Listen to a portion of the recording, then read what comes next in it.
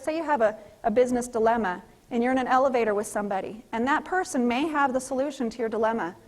What determines whether or not a conversation is struck up? The thing that's going to determine whether that conversation begins is how you're thinking. Whether or not something inside of you tells you, open your mouth.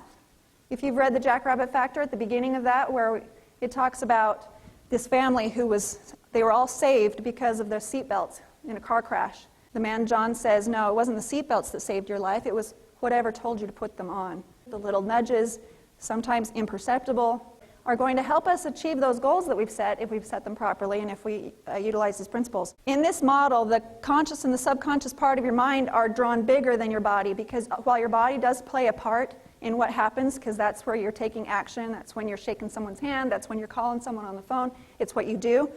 The greatest work and the most effective work is going to happen right up in your head. The conscious part of your mind, this is where your awareness lies. You're aware of being in this room. It's also the part of your mind that adds meaning to data input. You come home from work and you see the living room in a shambles. Are you going to say, this is good or this is bad? The data input is, it's a shambles. It could mean that your spouse just spent an hour roughhousing with the kids and they had a great time. That would be a good thing. Maybe it was just ransacked. That would be a bad thing. But you are the one that makes that determination when you see data input.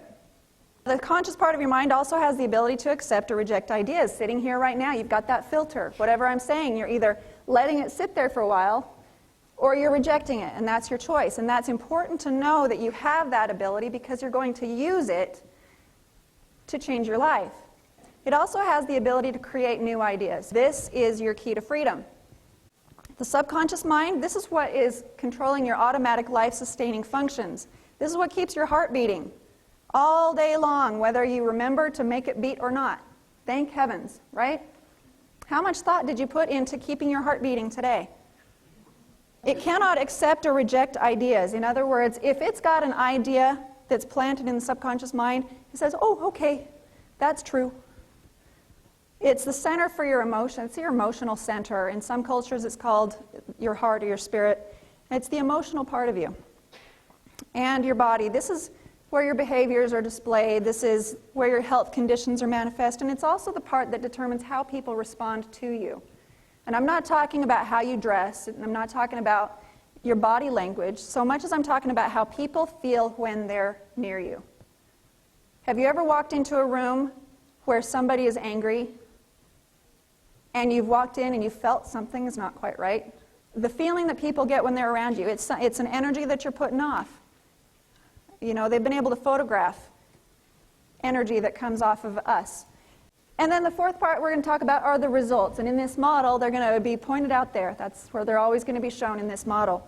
As James Allen said in his classic, As a Man Thinketh, the outer conditions of a person's life, the results, will always be found to be harmoniously related to his inner state, his subconscious. Men do not attract that which they want, but that which they are. So in this model, whatever you're thinking on a conscious level is going to have very little permanent effect on your results. The thing that's going to keep your results what they are is what's going on in the subconscious mind. The part that's keeping your heart beating. The part that's keeping you broke. The part that's keeping you in situations that you don't want to be in. It's handling it for you all by itself. You can thank your programs in the subconscious mind for keeping your life a certain way. How many of you have tried different things and ended up with the same results, no matter what you do? When we try to challenge that, okay, money is going to be easy for me right now. I've decided that I'm going to go into business for myself and I'm going to make a boatload of money because I think I can. And I'm doing all the things that they tell me to do, and my results aren't showing up any different. It's because I've got this automatic life-sustaining function that keeps me where I belong, or where my subconscious thinks I belong.